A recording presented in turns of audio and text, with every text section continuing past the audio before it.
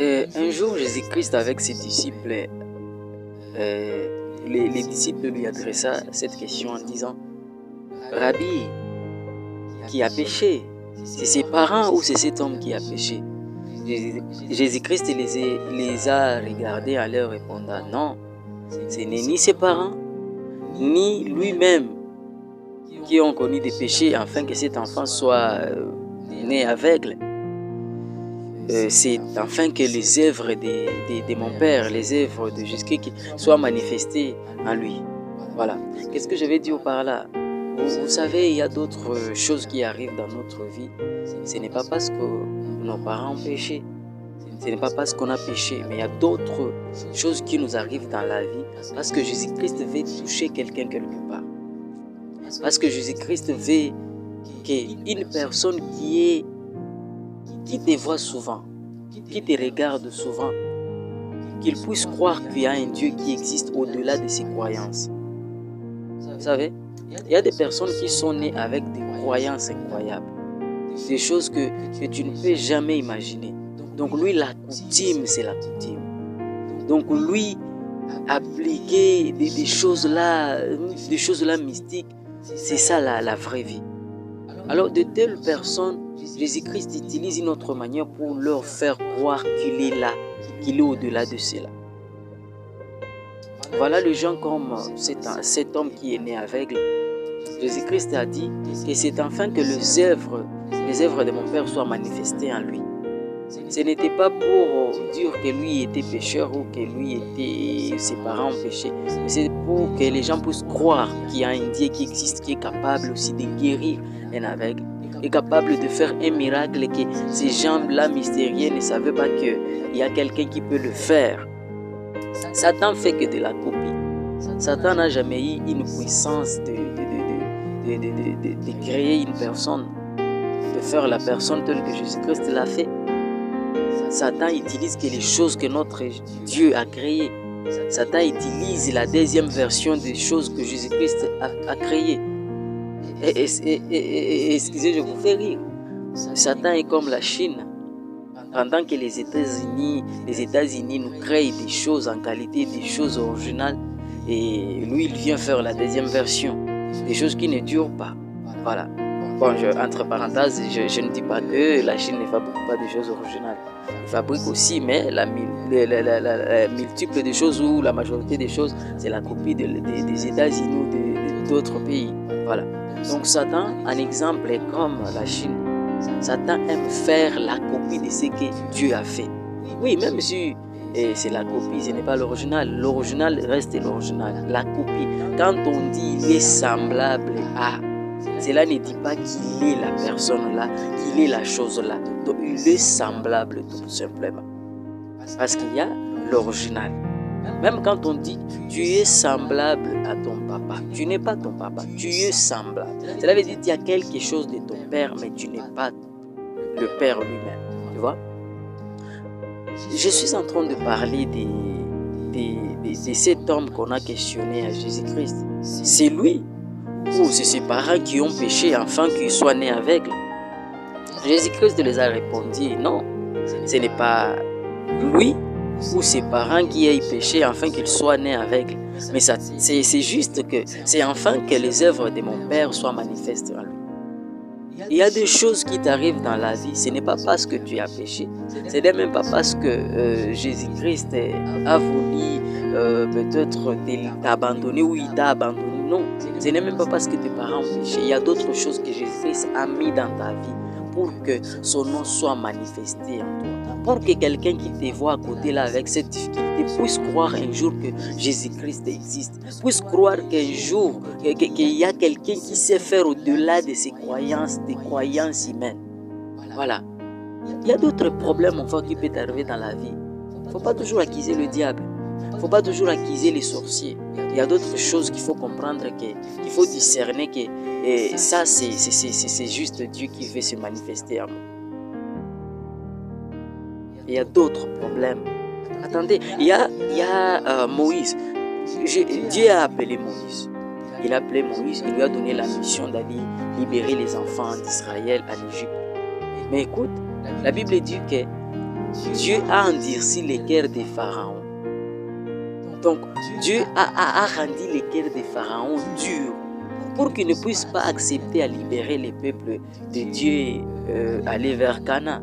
Vous allez comprendre que plusieurs fois que Moïse se présentait au devant de Pharaon, il pouvait accepter et il pouvait refuser encore. Et il s'énervait de plus au moment que Moïse venait se présenter au devant de lui. Mais la Bible nous dit que Dieu avait pour but de multiplier les miracles dans ces pays-là pour que les gens puissent croire qu'il était capable de faire au-delà des croyances des pharaons, au-delà des idées que Pharaon avait appris aux gens. Parce qu'il y a d'autres qui prenaient Pharaon pour un Dieu. Alors pour que Dieu soit accepté dans ces pays, il fallait qu'il puisse faire aussi des miracles plus originaux que ce que Pharaon pouvait faire avec ses magiciens. Voilà, c'est pourquoi vous allez comprendre qu'au moment où Moïse s'est présenté au devant de Pharaon, il a fait des miracles avec le bâton qu'il portait. Pharaon aussi avait envoyé ses magiciens à faire des miracles avec leurs bâtons qu'ils portaient. Mais malgré tout cela, Dieu s'est manifesté toujours avec ces mêmes miracles en avalant les petits serpents que les magiciens de Pharaon ont fait sortir. Il avait juste voulu leur montrer que malgré tout ce que vous faites là, ce n'est juste que la copie de ma force, ce n'est juste que la copie de ce que moi je sais faire. Et il les a montré que moi je suis au-delà de ce que vous croyez. La limite, écoute, la limite de l'intelligence de l'homme, c'est là où l'intelligence de Dieu commence. Donc là où toi tu sais que Dieu ne peut pas faire, c'est là où Dieu commence à faire. Mais les jours que tu croiras que Dieu peut faire, c'est les jours-là qu'il va même se montrer qu'il va faire pour te convaincre qu'il est capable de tout faire. Il n'y a rien.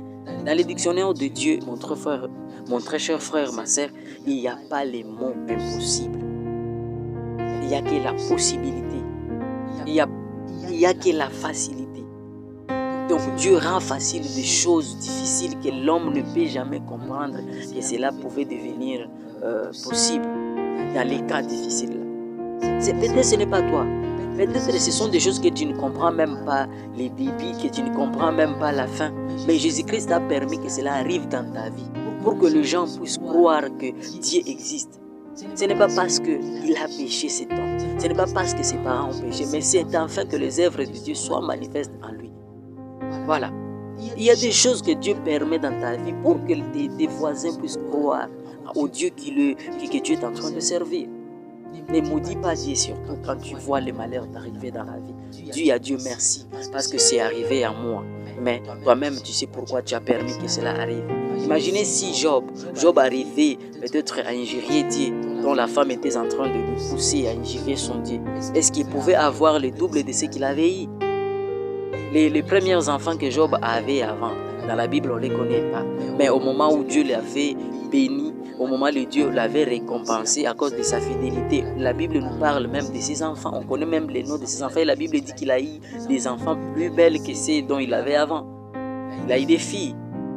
Et il a eu aussi beaucoup de richesses, les doubles de ce qu'il avait. Voilà. Donc si je comprends bien que Job avait compris qu'il y a des choses qui arrivent dans la vie de l'homme pas pour seulement l'amener à souffrir, mais pour l'amener aussi à atteindre un niveau là qu'il ne pouvait pas imaginer. Et voilà pourquoi des choses sont arrivées dans la vie de Job. Et le Job qu'on connaissait avant dans la Bible était devenu un Job plus riche qu'avant. Donc Dieu peut permettre des choses dans ta vie pour pousser aux gens qui sont dans ton entourage à croire en lui.